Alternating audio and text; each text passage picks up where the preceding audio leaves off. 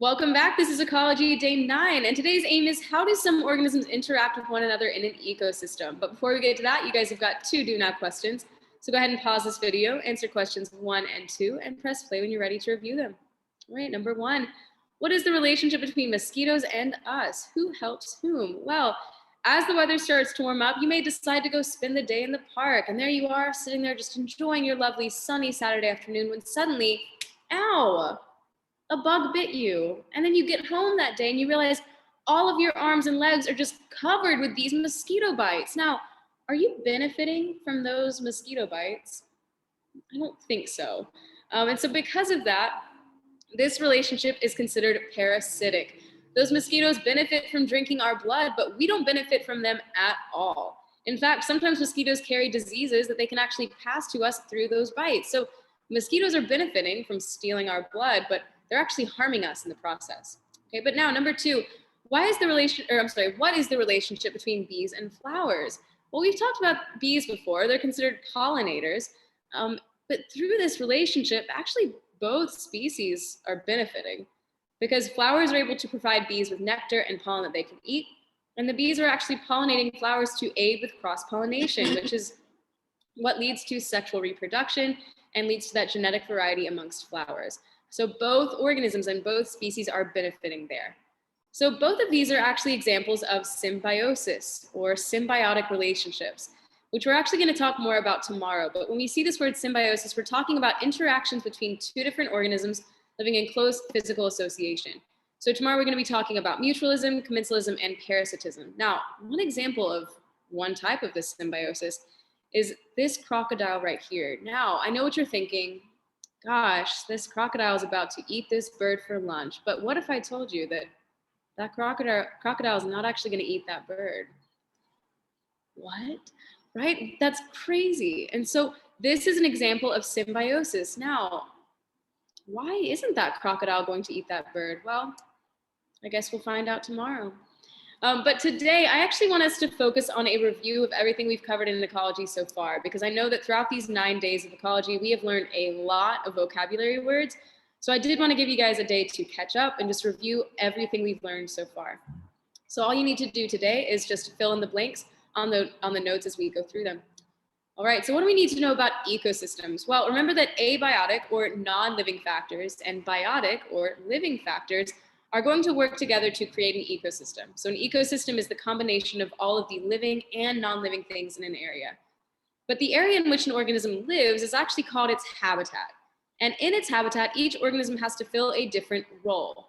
And the way that an organism uses and affects the resources within its habitat or its niche, within its habitat are considered its niche, which includes all of these things below. So remember, when we see this word niche, we're talking about the job or the role of the organism in the environment.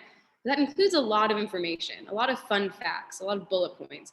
And some of those bullet points include what the organism eats, what eats it, resources the organism uses or creates, physical conditions needed for that organism to survive, how it reproduces, and any relationships it has with other organisms. So all of these factors together or combined are going to make up that organism's niche or the role or job in the environment.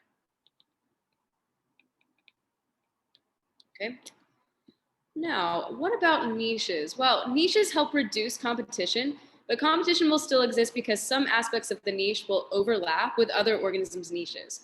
So there are multiple niches in one habitat because of the variety of life that exists there. Now, each species fills a different niche because if two species fill exactly the same role, there would be competition. They're going to fight over those resources. And whenever there's competition, there's going to be one clear winner and one clear loser. So that means that one species would be slightly more successful, causing the other species to die off, and it could cause them to go extinct. So other factors can cause a population to decline as well, which we'll talk about right here.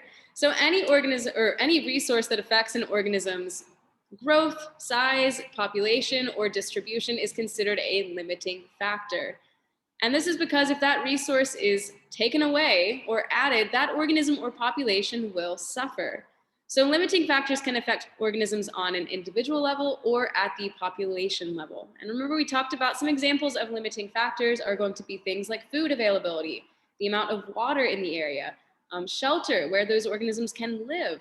Even things like mates are all going to be considered limiting factors, because once that food runs out or once that water runs out, that population size is going to decline. Okay, so those limit the growth of the population in an area and contribute to the carrying capacity specifically. Right. Now, members of different species may compete for food, space, and prey on one another.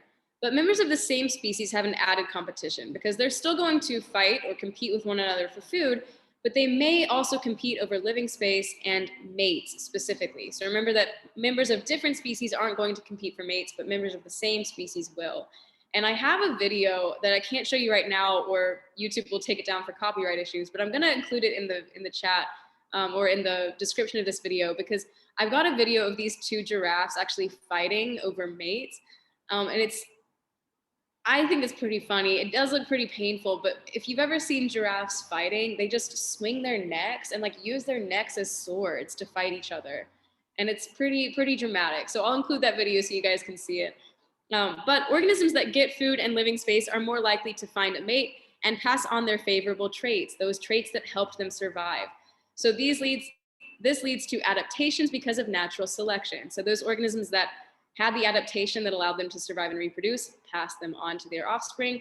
Those that didn't find a mate and didn't have those favorable traits do not survive and reproduce quite as much. Right. So what exactly are adaptations? Well, adaptations, remember, are those favorable traits that are passed on to cause organisms to become better adapted to their environment. And this happens through the process of natural selection or evolution over time. So any trait that helps an organism survive is considered an adaptation. And some of the examples of adaptations are things like mimicry, camouflage, self-defense, etc. So I've got a few examples of these adaptations on here. This right here is a picture of an insect that can actually has adapted a mimicry to look like a tree branch, okay? And so it's able to blend into its environment and mimic a tree branch so that predators don't see it.